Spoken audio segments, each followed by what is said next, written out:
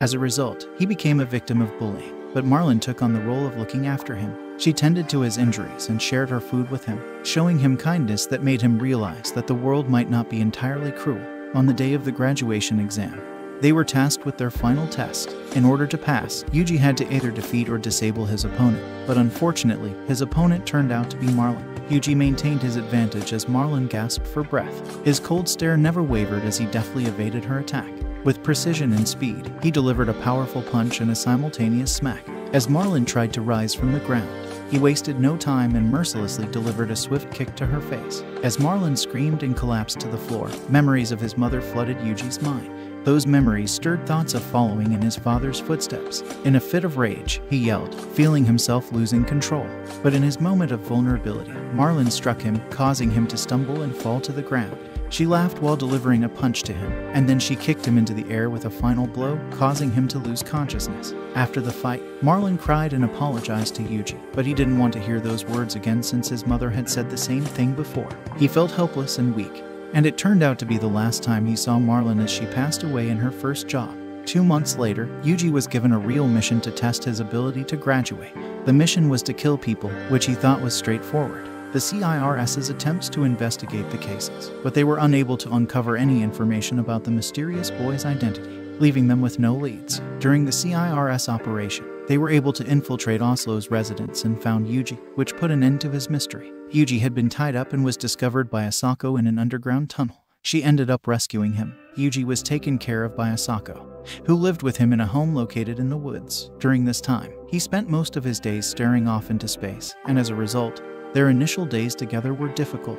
At their home in the woods, Yuji met JB, a friend and co-worker of Asako's. While Asako was talking with JB, she decided to give Yuji a bath. During the bath, they discovered numerous bruises and scars all over his body. Asako provided Yuji with a meal upon realizing how malnourished he was. But their dinner was disrupted when Yuji suddenly cried out and killed a fly on the table.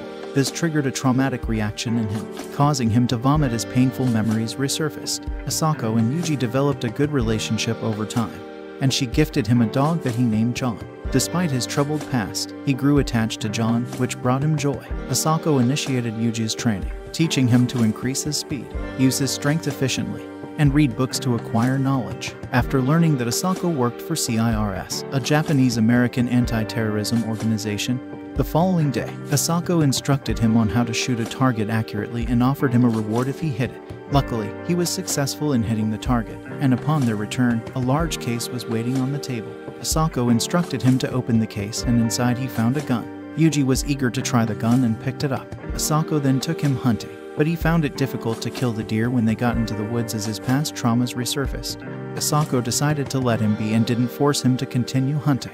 The following day, Yuji heard John barking in the house. Upon hearing John's barking, Yuji searched for Asako, but instead found a terrifying sight. A bear had broken into their home. After noticing the bear had killed John, Yuji quickly went to grab his gun. However, when he returned to confront the bear, he found it difficult to shoot at the animal. He fell to his knees and called out to his beloved dog, John, then mustered up the courage to pursue the bear by tracking the bloodstains left by the injured animal. While pursuing the bear, Yuji was resolute to retrieve John, who he considered to be his family. When he caught sight of the bear, he attempted to aim his gun, but he slipped on the snow, causing the firearm to discharge unintentionally. Yuji was left defenseless with only a knife when the bear attacked him. He attempted to stab the bear with the knife, but the animal easily swatted the weapon away with its strength. Gradually, Yuji was becoming frightened of the bear, and his past trauma resurfaced, urging him to attack and kill the animal. After stabbing the bear in the eye with a stick, he was about to use his gun to finish it off. However, he saw the bear's cubs and realized that the bear was only trying to feed them with John's body.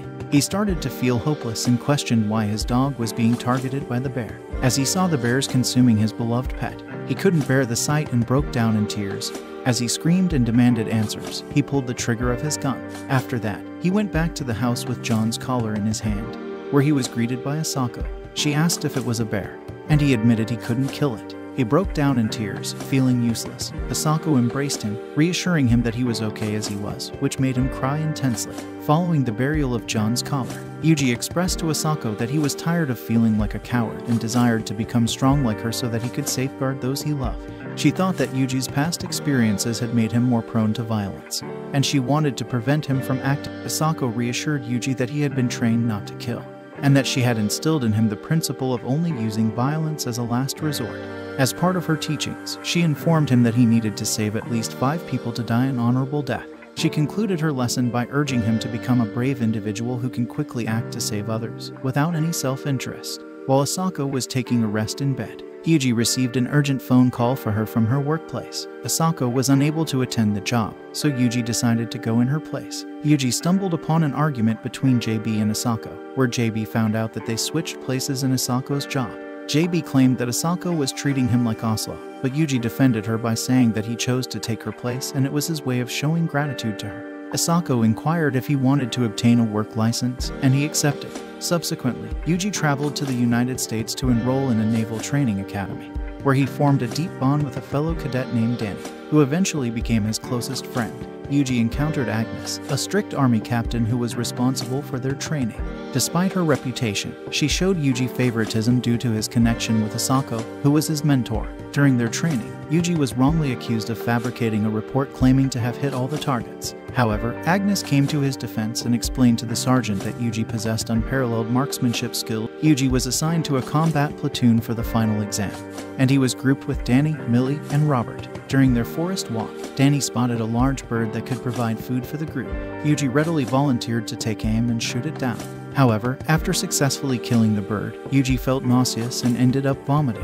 Yuji believed he had developed a tolerance for taking the lives of living beings, but he soon realized he was mistaken.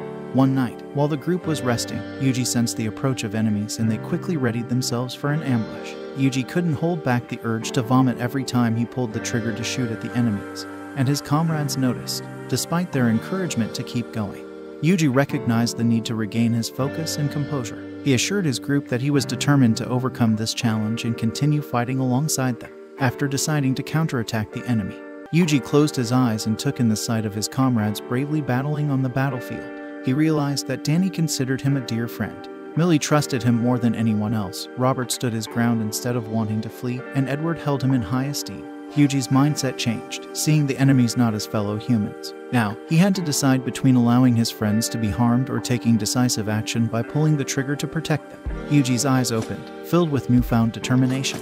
He didn't hesitate as he pulled the trigger, taking down one enemy after another. He had grown weary of losing people he cared about while feeling powerless to stop it. That evening, Yuji made a firm resolution. He vowed to himself that he would view anyone who sought to harm or take away something precious to him as an enemy. After a period of 2 months, Yuji became accustomed to the rigors of the battlefield. He persisted in fighting alongside his comrades until their mission was successfully completed. Upon returning to his home, Asako welcomed him with open arms, and he felt an overwhelming sense of happiness and gratitude for being alive. Despite feeling unsure about his future, he expressed his devotion to Asako by telling her that he would dedicate his entire life to her. He participated in his last training session and successfully rescued Chizuru in Vancouver. Unfortunately, this was also the last time he saw Danny's amiable expression. Upon returning to Japan, Yuji learned that Asako's life was reaching its end. JB informed him that Asako had been in a state of altered consciousness since the previous day. Entering the room, he saw her lying in bed and held her hand, asking if she was going to pass away. She nodded, and tears began to flow from his eyes as he pleaded with her not to leave him. As Yuji cried, Asako chuckled and told him that men shouldn't cry so easily. He lifted his head and told her that he had been living for her and that he would continue to do so, all while tears streamed down his face. Yuji expressed that Asako was the reason behind his life's purpose, and he found it unfair that she was slipping away. He could not accept the fact that she was fading away, as she was the one person he had to come back to. He lowered his head in despair, as he came to the realization that he was going to lose another person he loved. And once again, he was powerless to do anything about it. JB informed Yuji that Asako's condition had worsened and it was unlikely she would survive the day. He sat next to her on the bed as she shared stories about stars. As time passed, she let out a soft laughter and said that she was feeling tired. She asked Yuji if it would be all right for her to close her eyes and go to sleep. Yuji allowed her to sleep, wishing her sweet dreams. However, she never woke up again after that. And that's where